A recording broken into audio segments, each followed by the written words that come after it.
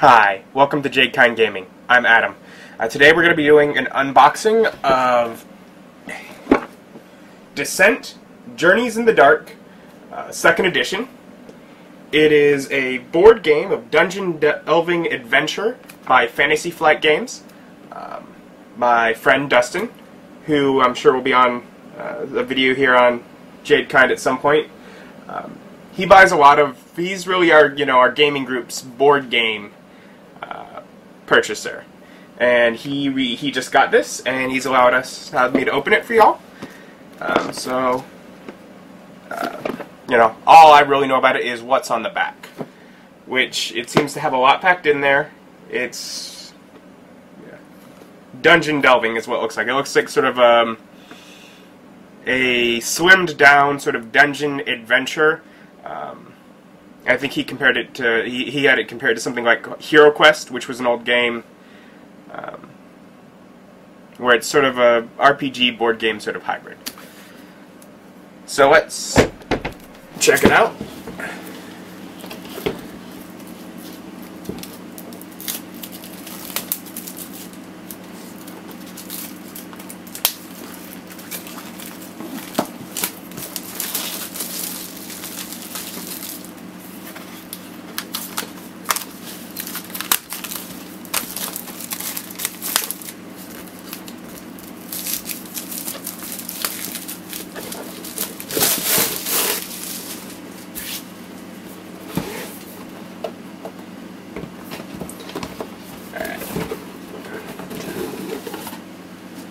Alright, Fantasy Flight Games advertisement.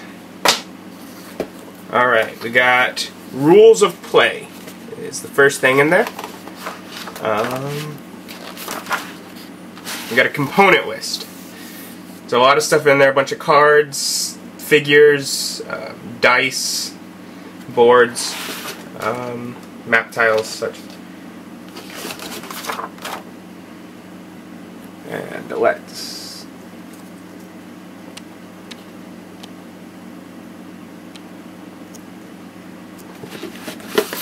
see here.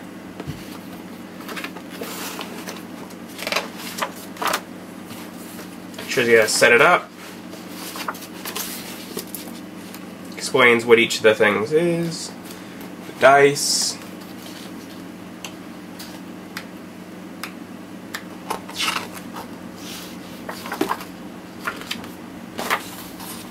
"23 pages for the rules of play, and a quest guide, which is 43 pages, has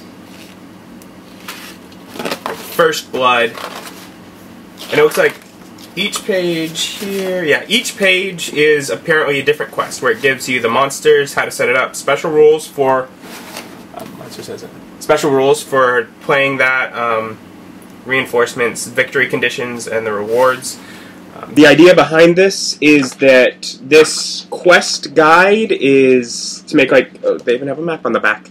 It's like a continual, like it would be a campaign, like a role-playing game. The game is for 2 to 5 players, and I'm not sure if one of them feels like a game master kind of position, even though it's a board game. I believe it probably has rules where it doesn't, but I'm not positive. I don't know.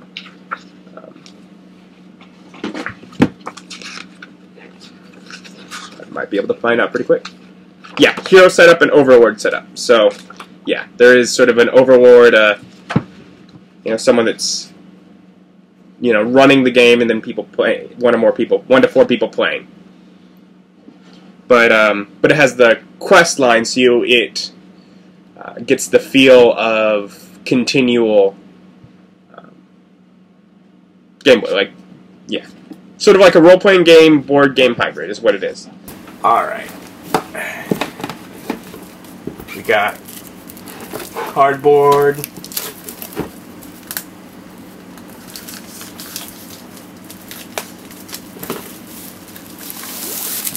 So some of these are map pieces, each one 24A, 22A, so 22, 23, 24, 25A, 11A. They're each have a number letter hybrid. We got It looks like life counters, 5-point life counters. A and B, so B is the back. So each one has, it looks like A is outdoors consistently, and B is going to be like a interior dungeon consistently, so that it can have sort of a mix of environments. But I'll take out like this first one here. And you can see they're each like puzzle pieces, so that as you would put them together, they wouldn't just, you know, they're actually gonna have some hold on the table. More hearts. River. You could use these to make a cool environments for even just normal role-playing game. I'd love to use this for sort of building an environment just for, you know, Pathfinder or D&D or something. More counters, tier counter looking things.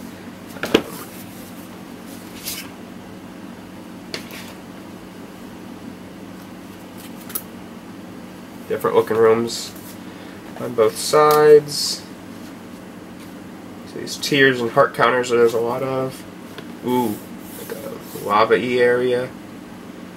Spiders. Yeah, you can be pretty cool stuff with these just in any sort of adventure. Skeleton counter. Sort of an outdoor leading to a little house here. Like a dungeon. Dead horse in a river. So sad. Bunch of little sections.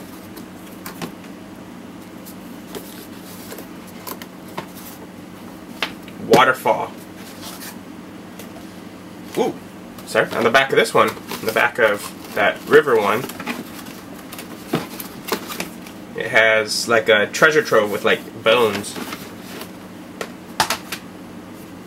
Yeah, waterfall, stairs. That looks like an enter and exit kind of position with the little arrows.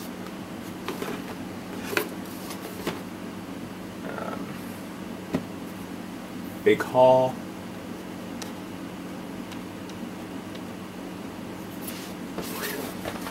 And a bunch of tokens of all sorts of different types, and some doors. Different types, metal, wooden doors. Yeah. So, as far as that, there's a lot of bat pieces that could be used, you know, that are for the game, that could be used for D&D or anything else like that as well.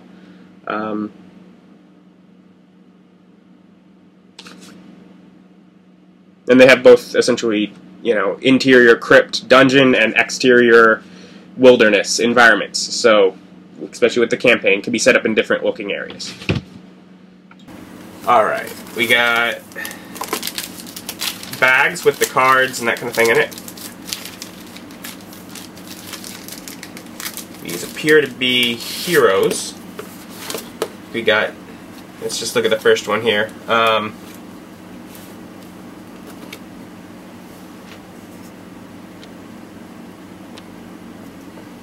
Jane Fairwood. Hero ability. When you suffer any amount of hearts from an attack, you may choose to suffer some or all of that amount as tears instead. You cannot suffer tears in excess of your stamina. So tears are stamina. They have hearts, the tears, they have boots and shield, and they have other little numbers down here. So that's where all your stats, it looks like, are. Out here in the wilds, I protect those who have misjudged me. Jane Fairwood picture. And the back is also Jane Fairwood with the same ability here. The numbers appear to be the same, but it has a heroic feat in addition to the same heroic ability. So that opened up this area in the bottom, which says you may move double your speed and perform an attack. This attack may be performed before, after, or during this movement, and it has what looks like a Magic the Gathering sort of tap symbol. But I don't know if that actually means anything. But yeah, so Jane, Tumble, Burwell, Widow Tara, Lark of the Book, Arvik Albright, Arshan, Grisbin the Thirsty, and Cyrendel. So there's, we got here, we have 8 hero cards, and there's 2 each of different colors. So like the first 2 each have the same colored background, and I bet that's sort of the type of hero they are, like, whether it's going to be like a fighter or more someone that's magic or ranged or that kind of thing. Like these yellow ones, they both appear to be wizard-looking people. So they probably are, and then other ones for fighters or defenders or that kind of thing.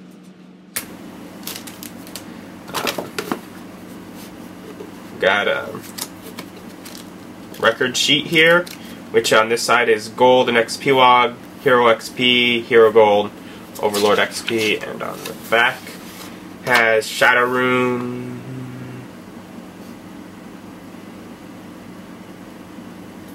There's different, like, I guess maybe that's the axe or that kind of thing, or no, it's a record log of something for the campaign. Or we have cards of 2 different sizes.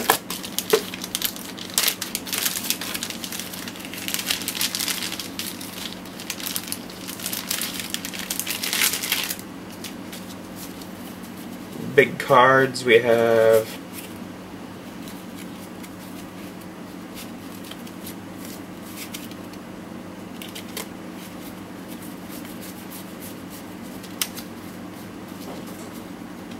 a whole bunch with that scary looking face on the back that are magic or events or traps or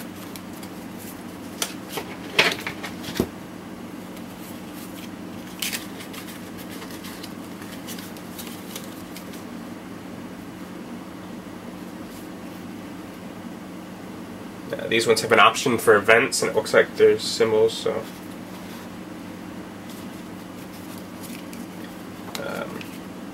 hero and overlord turn summaries on some cards. Splig, Belther. These look like these may be like monsters or NPCs or something. No, these are monsters. Goblin Archer, Zombie, Cave Spider. So they're similar, but to these. But yeah, so there's monsters and characters and that kind of thing. Cards for that. Then we have the smaller cards.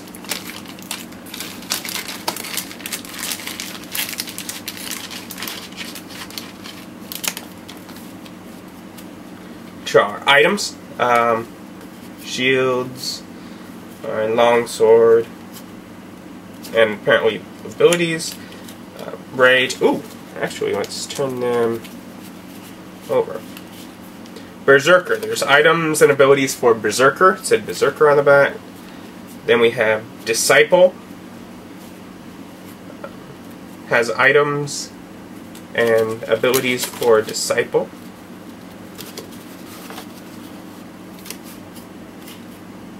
Thief, same.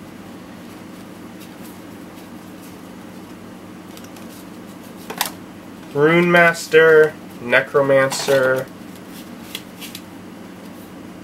Wildlander, oh, so I missed, Knight, and Spirit Speaker. So I'm guessing those are those are cards for the 8 different characters, also the same colored backs to match them.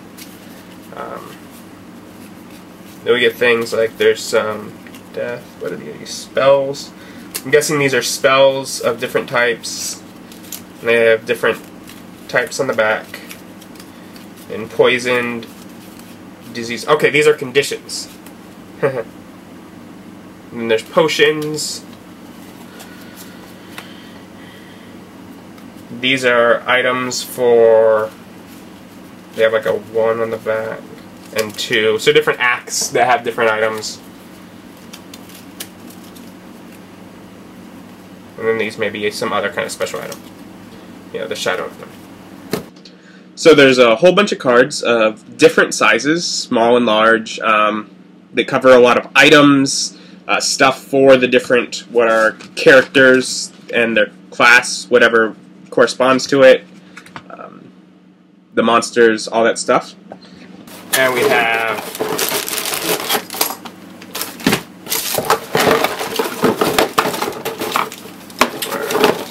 first we have the stands. Those are the stands for the doors.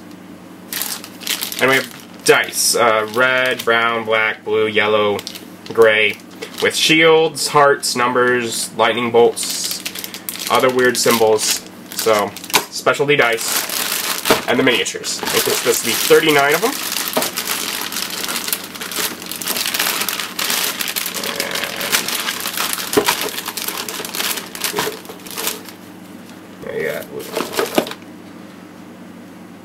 These are finely crafted little miniatures.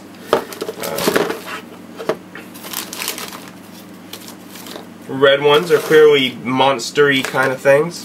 Yeah, it's like a two-headed guy with a club. We got a dragon.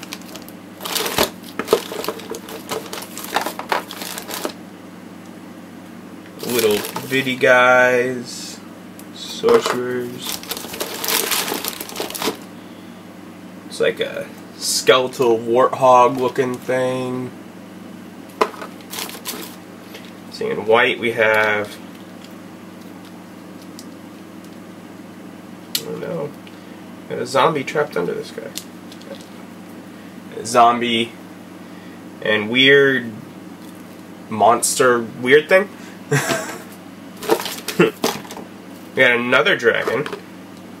So those are the same. But I guess they have it in different colors maybe, so you can tell them apart, like that's the same as that other guy.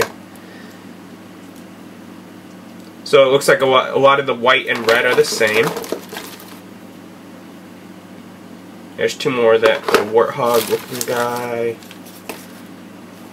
Another one of those spiky, fiery kind of looking dudes. Spider.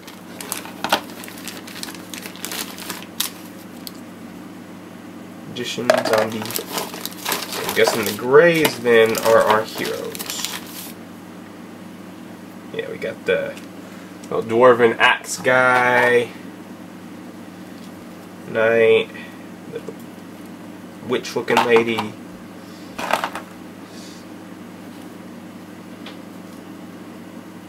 Our archer. Our elf. So we have miniatures for all the different heroes. We have, you know, multiple miniatures for different types of bad guys. You know, our cards for each of the heroes, tokens and map pieces. Looks like, you know, a full dungeon delving game, and the puzzle map pieces. That's really what intrigues me a lot compared to, you know, the old Hero Quest sort of, which is the last, you know, which is a dungeon delving kind of game that, you know, it has a board and, you know, it has like a quest guide, and essentially for the what would be Overlord in this one to create different adventures. You know, and it gives rules for how to make more beyond it. I know, but with the quest guide in here and the puzzle pieces, instead of just being like, okay, well, this identical dungeon has different doors in different places and different rooms are blocked off. It's you know, they have completely different areas. You know, like this one's like a full page sort of dungeon, and then others are just little bitty smaller things. I mean, the size of the dungeon, the environment, you know, completely different for different adventures. So it's going to be a lot more variety. Like that one. That's a very elongated one. And here's one that goes between the inside and outside. And then they have descriptions for each of the monsters. The back of it. But I think it'll be a very much more of a role-playing feel for a board game than, which is cool. It's sort of a, you know, I think it was saying it was 2 to 3 hours for a play session, which is a lot less than you'd have to put into a full, you know, role-playing game. But it's sort of the kind of thing that with the quest guide, you could sort of, I believe, pick up and, you know, feel a continual. I mean, that's, I think, what this pad, I believe, you know, with the 1 and 2, it looks like it may be almost like, yeah, because the intro was First Blood, which was that first adventure. So it's sort of like a story where you go through different acts. And so you could have your, you know, the characters, you know, you had your hero gold and hero experience, which means the heroes would continue earning gold and stuff as they go through adventures. So that's sort of a role-playing game kind of feel for your board game. So if you're looking for a new board game that's sort of a role-playing game style, you know, check it out. Descent Journeys in the Dark 2nd edition. I'll put up the link to find it online, or you can go to your local gaming store. And I'm sure at some point I'll try to, though it will be, you know, with 2 to 3 hours, we'll see, but I may try and actually get a playthrough of the game and put it up on here. So have a great day. Bye.